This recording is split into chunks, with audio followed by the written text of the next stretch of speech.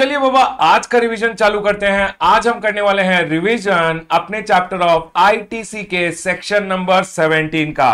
पिछली वीडियो में हमने सेक्शन नंबर 16 कर लिया था। आई होप आप लोगों को याद होगा। चलिए क्विक लिंकिंग देता हूं और बताता हूं कि आज क्या करने वाले हैं, उसके बाद आगे बढ़ेंगे। सर हमने स्टार्ट किया था सीखना गुड्स एंड सर्विस से। सर गुड्स एंड सर्विस जब सप्लाई हो गया, सप्लाई या तो इंटरस्टेट सप्लाई या इंट्रा होगा। इंटरस्टेट सप्लाई होगा तो सर उस पे आईजीएसटी लेवी होगा, इंट्रा होगा तो उस पे सीजीएसटी लेवी होगा। एक बार जीएसटी लेवी हो गया तो GST has to be collected and paid by a taxable person. कैसे कलेक्ट करेगा, कैलकुलेट करेगा। GST is equal to value of supply into rate of tax. एक बार वैल्यू मालूम चल गया तो tax invoice, credit note, debit note raise करेगा। उसके बाद अकाउंट्स मेंटेन करेगा, गुड्स भेज देगा अदर पर्सन को with the help of e way bill. उसके बाद सर लायबिलिटी आ जाएगा। लायबिलिटी आता है टाइम ऑफ सप्लाई पे। मैं यूज करूंगा अपना इनपुट टैक्स क्रेडिट और रिमेनिंग अमाउंट का पेमेंट कर दूंगा। इनपुट टैक्स क्रेडिट में सेक्शन नंबर 16 हमने पढ़ा था प्रीवियस रिविजनरी में। सेक्शन नंबर 16(1) बोलता है रजिस्टर्ड पर्सन को क्रेडिट मिलेगा। सेक्शन नंबर 16(2) बोलता है कंडीशन फुलफिल करोगे तो ही मिलेगा। सेक्शन नंबर 16(3) बोलता है डेप्रिसिएशन लिया है तो आईटीसी टैक्स कंपोनेंट का मत लेना, आईटीसी लिया है तो बेसिकली डेप्रिसिएशन मत लेना। सेक्शन नंबर 16(4) बोलता है मैक्सिमम टाइम लिमिट क्या होता है टू टेक द क्रेडिट, सितंबर मंथ का मंथली रिटर्न का ड्यू डेट या actual date of annual return whichever is sir सितंबर मंथ का रिटर्न का ड्यू डेट या सर मंथली रिटर्न का ड्यू डेट या actual date of annual return whichever is earlier. अब सुनिए, अब आज करने वाले हैं हम आईटीसी चैप्टर का सेक्शन नंबर 17। सेक्शन नंबर 17 जब आप पढ़ोगे, सेक्शन नंबर 17(1) बोलता है कि कोई भी गुड्स सर्विसेज और बोथ अगर आपने partly business purpose non business purpose के लिए यूज किया है तो आपको उतना क्रेडिट मिलेगा जितना रिलेटिंग टू बिजनेस पर्पस है। सेक्शन नंबर 17(2) बोलता है अगर आपने कोई चीज यूज किया है taxable supply including zero rated and exempt supply के लिए तो आपको क्रेडिट उतना ही मिलेगा जितना relating to taxable supply including zero rated supply है।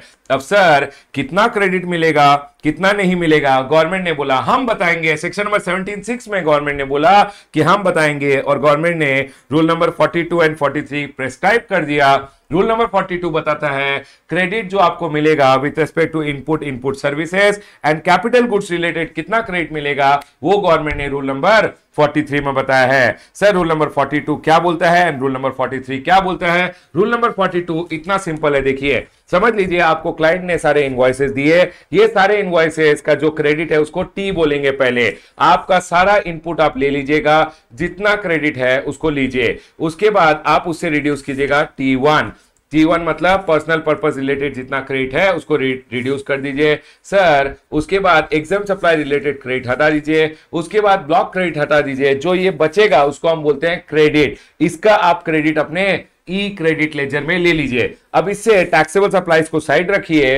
अब जो इनवॉइसेस बचे हैं वो है business purpose, non business purpose, taxable supply, exempt supply. Basically इसको हम खिचड़ी बोलते हैं। यस सर, खिचड़ी में से नॉन बिजनेस पर्पस रिलेटेड 5% हटा दे जिसको हम D2 बोलते हैं और एग्जाम सप्लाई रिलेटेड हटा दे। एग्जाम सप्लाई रिलेटेड कैसे होगा सर? ये जो कॉमन क्रेडिट है multiplied by exempt supply divided by total turnover करोगे तो एग्जाम सप्लाई रिलेटेड भी हट गया। ये जो है प्लस ये जो टैक्सेबल सप्लाई रिलेटेड था इसका क्रेडिट आपको मिलना चाहिए, लेकिन गवर्नमेंट ने बोला D1 एंड D2 को बस आउटपुट टैक्स लायबिलिटी में ऐड कर देना। तो सर क्या किया हमने? पहले हमने अपना पूरा क्रेडिट लिया जिसको हम बोलते हैं टी, उससे टैक्सेबल सप्लाई रिलेटेड क्रेडिट हटा दिया। सर उससे पर्सनल पर्पस रिलेटेड क्रेडिट हटा दिया। Sir exempt supply related credit हटा दिया। ब्लॉक क्रेडिट को हटा दिया तो बच गया जो उसका क्रेडिट C1 होता है, उसको उसका क्रेडिट आप ई क्रेडिट लेजर में ले लीजिए। उससे फिर आपको टैक्सेबल सप्लाई रिलेटेड हटा देना है। जो बचेगा उसको हम कॉमन क्रेडिट बोलते हैं। कॉमन क्रेडिट से D1 एंड D2 हटा दीजिएगा। D1 हो गया एग्जाम सप्लाई रिलेटेड मतलब common credit multiplied by E by F और सर D2 हो गया 5% ऑफ द कॉमन क्रेडिट। जो बचेगा उसको हम C3 बोलते हैं। आपको एक बात को ध्यान में रखना है कि सर C1 का क्रेडिट आपको लेना है, D1 एंड D2 का क्रेडिट बेसिकली आपको रिवर्स कर देना है। ठीक है सर, पॉइंट क्लियर हो गया है। हमेशा याद रखिएगा रिवर्स कैसे करोगे D1 एंड D2 का क्रेडिट। आपको रिवर्स करना है इन योर GSTR 3B और using DRC 03। E and F जब आप D1 कैलकुलेट करते हो, ई एंड एफ का वैल्यू आप जब लेते हो तो उसमें से हमेशा central excise duty, state excise duty, VAT और जीएसटी, वैट और सीएसटी को माइनस कर दीजिएगा और ई बाई एफ अगर इस महीने का अवेलेबल नहीं है, लास्ट महीने का लेके कैलकुलेट कर दीजिएगा। एक बात याद रखिएगा, जो आप ई बाई एफ कैलकुलेट कर रहे हो हर महीना जो आप D1 एंड D2 कैलकुलेट कर रहे हो हर महीना, वो बेसिकली प्रोविजनल होता है। ईयर एंड पे पूरे साल का कैलकुलेशन किया जाएगा। अगर ईयर एंड पे D1 एंड D2 जो आपने कैलकुलेट किया, जो फाइनल D1 एंड D2 है, वो अगर ज्यादा होता है from the D1 and D2 which you have calculated across every month, मतलब पूरे महीने का, सारे महीने का D1 and D2 versus year and पे जो D1 एंड D2 आपने कैलकुलेट किया, अगर ईयर एंड पे कुछ एक्स्ट्रा रिवर्स करने का है तो एक्स्ट्रा रिवर्स कर दीजिएगा। एक्स्ट्रा को बेसिकली आप अपने रिटर्न में डिस्क्लोज करके उसको रिवर्स कर दीजिएगा। अगर आपने रिवर्स नहीं किया, मतलब 31 मार्च खत्म होने के बाद ही आपको उसको आउटपुट टैक्स लायबिलिटी में ऐड करके पे कर देने का है। सर अगर नहीं किया है तो जब पे करोगे तब तक का इंटरेस्ट देना पड़ेगा। Basically from the month of April till the date of payment interest at the rate of 18% देना पड़ेगा। डन सर, पॉइंट क्लियर है। सर अगर प्रोविजनली ज्यादा रिवर्स किया था तो एक काम कीजिए, जो डिफरेंशियल है उसका क्रेडिट ई क्रेडिट लेजर में ले लीजिए। सर एक बार फिर बता दीजिए। देखिए बाबा, हमेशा लीजिएगा टोटल इनवॉइसेस T, उससे पर्सनल पर्पस रिलेटेड जो इनवॉइसेस है T1, थीफ नंबर 1 हटा दीजिए, चोर नंबर 1 को। उसके बाद sir exempt supply related T2, चोर number 2, thief number 2 T3, T2, उसके बाद ब्लॉक क्रेडिट हटा दीजिएगा T3, जो बचेगा उसको हम C1 बोलते हैं, उसका क्रेडिट ले लीजिए। उससे टैक्सेबल सप्लाई रिलेटेड को साइड में रखिए। जो बचेगा वो कॉमन क्रेडिट है, उससे आपको क्या कैलकुलेट करना है, D1 होता है common credit multiplied bye E by F, ये हो गया D1। और सर 5% नॉन बिजनेस पर्पस का ले लीजिएगा, ये दोनों आपको रिवर्स करना है और सर बेसिकली C1 का क्रेडिट लेना है। इतना ही स्टोरी है, ठीक है सर, पॉइंट क्लियर है। चलिए आगे बढ़ते हैं। अब रूल नंबर 43 बताता है इनपुट एंड इनपुट सर्विस का रिवर्सल विथ रेस्पेक्ट टू 43 बताता है reversal with respect to capital goods, जिसको आपने कॉमनली यूज किया है। हमेशा याद रखिएगा, एक महीने में जितने भी कैपिटल गुड्स आपने खरीदे, समझ लीजिए आपने कुछ कैपिटल गुड्स खरीदे हैं जो एक्सक्लूसिवली टैक्सेबल सप्लाई के लिए है, उसका क्रेडिट ले लीजिएगा। नॉन बिजनेस पर्पस और एग्जाम सप्लाई रिलेटेड क्रेडिट मत लीजिएगा। Taxable supply including zero tax supply का क्रेडिट ले लीजिएगा। उसके बाद जो भी कॉमन क्रेडिट है, हमेशा याद रखिएगा कॉमन क्रेडिट को हम ए बोलते हैं, जिसको जो एसेट को आप taxable supply and exempt supply के लिए यूज करने वाले हो उसको हम कॉमन एसेट बोलते हैं। यस सर, याद रखिएगा यहां पे आपको हमेशा समझ लीजिए ये मंथ ऑफ जुलाई है, हमेशा टैक्सेबल सप्लाई रिलेटेड जो एसेट्स है उसका क्रेडिट ले लीजिए, एग्जाम सप्लाई रिलेटेड का क्रेडिट मत लीजिए, पर्सनल पर्पस रिलेटेड का क्रेडिट मत लीजिए। अगर आपने कोई asset taxable supply and exempt supply के लिए यूज करना है, उसका क्रेडिट को आप जो भी क्रेडिट है समझ लीजिए 60,000, उसको आईटीसी को ई क्रेडिट लेजर में ले लीजिएगा, लेकिन इसको अपोर्शन करना पड़ेगा क्योंकि कॉमन यूज है। ठीक है सर, समझ लीजिए पुराना कोई एसेट था जो आपने एग्जाम सप्लाई के लिए खरीदा था, अब कॉमन यूज करने वाले हो, तो उसको आप taxable supply and exempt supply के लिए यूज अगर करने वाले हो, उसका जो क्रेडिट था, क्योंकि उस पहले क्रेडिट नहीं लिया था, अब क्रेडिट ले लीजिए, समझ लीजिए उसका 1.2 लाख का क्रेडिट है, क्रेडिट ले लीजिए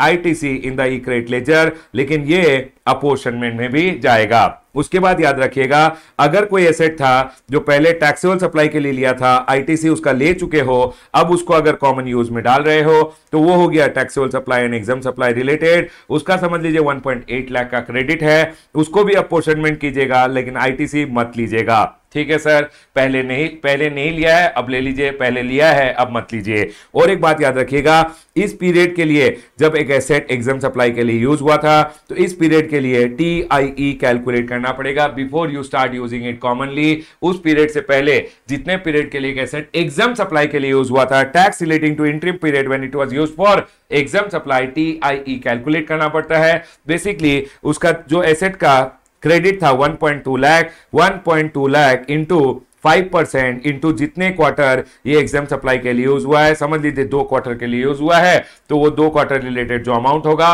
वो आउटपुट टैक्स लायबिलिटी में चला जाएगा। ठीक है सर, पॉइंट क्लियर है। अब एक बात याद रखिएगा, टोटल ए आपको देगा टीसी होगा टीसी मतलब total common credit, total common credit इधर हो गया 3.6 लाख। आपको याद रखना है टोटल कॉमन क्रेडिट से आपको मंथली पोर्शन निकालना है 3.6 लाख डिवाइडेड बाय 60 अगर आप करोगे सर मंथली पोर्शन निकल जाएगा, क्योंकि एसेट का लाइफ 5 ईयर अज्यूम किया जाता है।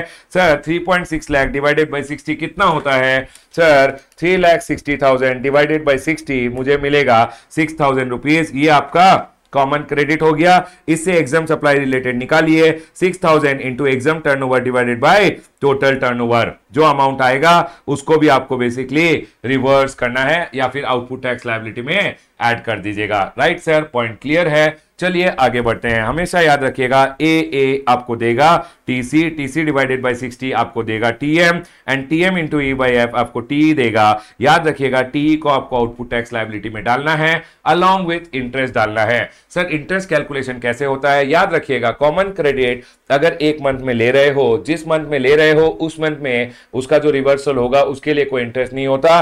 सेकेंड मंथ से 1 मंथ का इंटरेस्ट, थर्ड मंथ से 1 मंथ का इंटरेस्ट, 2 मंथ्स का इंटरेस्ट, ऐसे चालू होता है interest. Done sir, point clear है। इंटरेस्ट कैलकुलेशन एग्जाम के लिए उतना जरूरी नहीं है। ठीक है सर, पॉइंट क्लियर है। आ जाइए आगे बढ़ते हैं। उसके बाद गवर्नमेंट ने बताया जब आप एग्जाम सप्लाई रिलेटेड टर्नओवर देखते हो तो आपको एग्जाम सप्लाई का टर्नओवर क्या लेना है, वो सेक्शन नंबर 17(3) में गवर्नमेंट ने बताया है कि एग्जाम सप्लाई का टर्नओवर यूं तो होता है nil rated wholly exempt supply and non taxable supply, लेकिन आपको जो आपने सप्लाई अंडर आरसीएम किया है क्योंकि उस पर जीएसटी चार्ज नहीं किया उसका आईटीसी भी नहीं मिलेगा।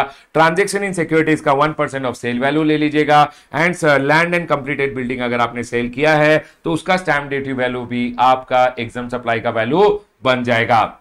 Only for the purpose of apportionment government ने एग्जाम सप्लाई का ये डेफिनेशन सेक्शन नंबर 17(3) में दिया है और बोला है कि sir exempt supply includes nil rated wholly exempt non taxable supply, add कर दीजिएगा रिवर्स चार्ज वाली supply, transaction in securities and sale of land and completed building वाली सप्लाईज को भी। और एक बात याद रखिएगा interest income and discount income यू तो एग्जाम सप्लाई होता है, लेकिन अपॉर्शनमेंट के time only for banking companies exempt supply में इंटरेस्ट इनकम को लेना है। अदरवाइज नॉर्मली एग्जाम सप्लाई को इंटरेस्ट इनकम को बेसिकली एग्जाम सप्लाई में नहीं लेना है, only for the purpose of apportionment. उसके बाद बोला है value of supply of service by way of transportation of goods by A vessel from India outside India जो होता है वो यूं तो एग्जाम सप्लाई होता है, लेकिन उसको एग्जाम सप्लाई नहीं मानना है for the purpose of apportionment. Yes sir, point clear है। मैंने आपको बोला सेक्शन नंबर 17(1) बोला कोई चीज अगर business purpose non business purpose के लिए यूज हो रहा है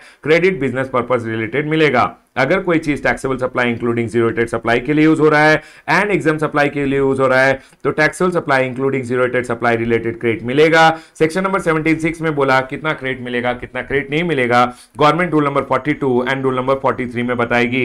मैंने आपको रूल नंबर 42 बताया कि सर पहले टी होगा, T1 T2 T3 माइनस करना है, C1 आएगा, C1 का क्रेडिट आपको ले लेना है एंड सर उसके बाद बोला है T4 माइनस कर देना, उसके बाद C2 कॉमन क्रेडिट आएगा, कॉमन क्रेडिट से D1 एंड D2 आपको माइनस करना है, C3 आ जाएगा, D1 एंड D2 का अमाउंट को रिवर्स कर दीजिएगा। रूल नंबर 43 बोला जो भी कॉमन क्रेडिट है उसको ए करके लिखते रहिएगा। टोटल ए टीसी होता है, टीसी से आपको टीएम निकालना है जो होता है टीसी डिवाइडेड बाय 60। टीएम जो आ गया तो tax relating to exempt supply होता है TM divided by TM into E by F, आपको आ जाएगा टी को आप आउटपुट टैक्स लायबिलिटी में ऐड कर दीजिएगा। डन सर, पॉइंट क्लियर हो गया है। उसके बाद मैंने बोला जब आप अपॉर्शनमेंट करते हो और आपको एग्जाम सप्लाई का वैल्यू चाहिए होता है, सेक्शन नंबर 17(3) बोलता है एग्जाम सप्लाई हो तो नील रेटेड सप्लाई होता है, होली एग्जाम सप्लाई होता है, नॉन टैक्सेबल सप्लाई होता है, प्लस उसके साथ ऐड कर दीजिएगा रिवर्स चार्ज वाली जो आपकी सप्लाईज है उनको 1% of sale value in case of securities transaction and sir land and completed building की वैल्यू को भी ऐड कर दीजिएगा। राइट सर, और एग्जाम इनकम को इंक्लूड मत कीजिएगा in case of normal person. Banking company के लिए इंटरेस्ट इनकम इंक्लूड रहेगा and value of supply of service by way of transportation of goods by a vessel from custom station in India to outside India वो exam supply होता है, लेकिन apportionment के लिए उसको एग्जाम सप्लाई नहीं माना जाएगा।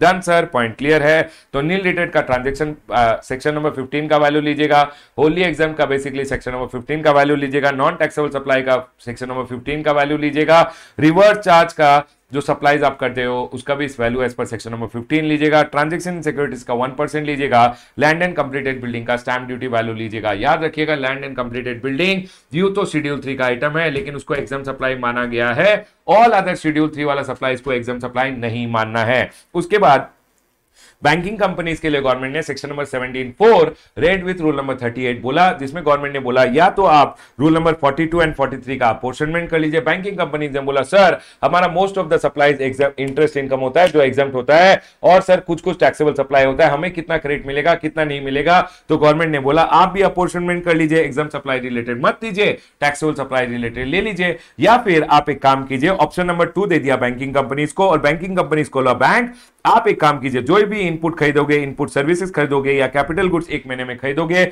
उसका 50% क्रेडिट लीजिएगा, 50% क्रेडिट मत लीजिएगा। ठीक है सर, अगर डिस्टिंक्ट पर्सन से मैं कोई सर्विसेज ले रहा हूं, डिस्टिंक्ट पर्सन से अगर कोई इनपुट सर्विसेज ले रहे हो तो सर उसका 100% क्रेडिट ले लीजिएगा। नॉन बिजनेस पर्पस के लिए अगर कुछ खरीदा है उसका आईटीसी मत लीजिएगा, ब्लॉक क्रेडिट का आईटीसी भी मत लीजिएगा। बस इतना ही स्टोरी खत्म है। और बैंक को बोला गया सर जो भी क्रेडिट लेना है बेसिकली आप डिक्लेयर कीजिए जीएसटीआर 2, लेकिन अब जीएसटीआर 2 तो जा रहा नहीं, तो बेसिकली आप जीएसटीआर 3 भी में ले लोगे और क्रेडिट आपके ही क्रेडिट लेजर में दे दिया जाएगा। और जो आप ये मेथड ले रहे हो, या आप ऑप्शन नंबर 1 ले रहे हो रूल नंबर 42 एंड 43, या आप ये 50% मेथड जो रूल नंबर 38 में बोला हुआ है वो ले रहे हो, अगर 50% वाला मेथड में जा रहे हो तो एक बार ऑप्शन अगर ये ऑप्शन ले लिया तो पूरे साल आप चेंज नहीं कर पाओगे। गवर्नमेंट ने बोला कि sir proviso to section number 17(4), proviso to section number 17(4) बोलता है कि एक बार ऑप्शन ले लिया तो ऑप्शन विड्रॉ नहीं कर पाओगे, और 50% रिस्ट्रिक्शन डिस्टिंक्ट पर्सन से अगर कोई इनपुट सर्विसेज लिया है तो उसमें एप्लीकेबल नहीं होता। मैंने आपको पढ़ाया सेक्शन नंबर 17, सेक्शन नंबर 17(1) पढ़ा है। सेक्शन नंबर 17(1) बोला अगर कोई चीज business purpose non business purpose दोनों के लिए यूज किया है तो credit relating to business purpose मिलेगा। अगर कोई चीज taxable supply and exempt supply के लिए यूज किया है तो टैक्सेबल सप्लाई रिलेटेड क्रेडिट मिलेगा। सेक्शन नंबर 17(6) बोला कितना क्रेडिट मिलेगा कितना नहीं मिलेगा गवर्नमेंट बताएगी, एंड गवर्नमेंट ने rule number 42 with respect to input service बताया, एंड 43 फॉर कैपिटल गुड्स बताया। उसके बाद सेक्शन नंबर 17(3) आया कि एग्जाम सप्लाई यहां पे क्या लिया जाएगा, एग्जाम सप्लाई का वैल्यू। सर एग्जाम सप्लाई होता है related wholly exempt non taxable supply, plus RCM वाला सप्लाईज को ले लीजिएगा, plus 1% of sale value in case of securities transaction, and land and completed building का स्टैंप ड्यूटी वैल्यू ले लीजिएगा। सर इंटरेस्ट इनकम को इंक्लूड मत कीजिएगा एग्जाम सप्लाई में, other than in case of banking companies. And sir transportation of goods bye a vessel from custom station in India to outside India यू तो exempt होता है, लेकिन यहां पे आपको इसको एग्जाम सप्लाई नहीं लेना है। उसके बाद सेक्शन नंबर 17(4) आया। बैंकिंग कंपनीज को बोला गया या तो आप अपोर्शनमेंट कर लीजिए, रूल नंबर 42 43 लगा लीजिए, क्योंकि बैंकिंग कंपनीज ने बोला हमारा तो इंटरेस्ट इनकम एग्जाम सप्लाई होता है, इंटरेस्ट इनकम एग्जाम सप्लाई है और टैक्सेबल सप्लाई है, क्या किया जाए। बैंकिंग कंपनीज को बोला या तो अपोर्शनमेंट मेथड लगा लीजिए, या आप एक काम कीजिए जो भी इनपुट सर्विसेज या कैपिटल गुड्स आप खरीदते हो 50% क्रेडिट लीजिए, 50% मत लीजिए। अगर आप समझ लीजिए डिस्टिंक्ट पर्सन से कोई सर्विसेज ले रहे हो उसका 100% क्रेडिट ले लीजिए, नॉन बिजनेस पर्पस का क्रेडिट मत लीजिए, ब्लॉक क्रेडिट का क्रेडिट मत लीजिएगा। और एक बार ऑप्शन एक्सरसाइज कर लिया तो सर पूरे साल चेंज नहीं कर पाओगे। ये बैंकिंग कंपनीज को बोला गया under section number 17(4) red with rule number 38। अब सुनिए, सेक्शन नंबर 17(1) हो गया, 2 हो गया, सेक्शन नंबर 17(2) हो गया, 3 हो गया, 4 हो गया, सेक्शन नंबर 17(6) हो गया। सेक्शन नंबर 17(5) बात करता है ब्लॉक क्रेडिट का, उसको करेंगे नेक्स्ट वीडियो में। Right everyone, section number 17(1), 2, 3, 4 and 6 का discussion with rule number 42, 43 and rule number 38 में यहां क्लोज करता हूं। राइट सर, पॉइंट क्लियर है। नेक्स्ट वीडियो में ब्लॉक क्रेडिट करेंगे। Bye guys.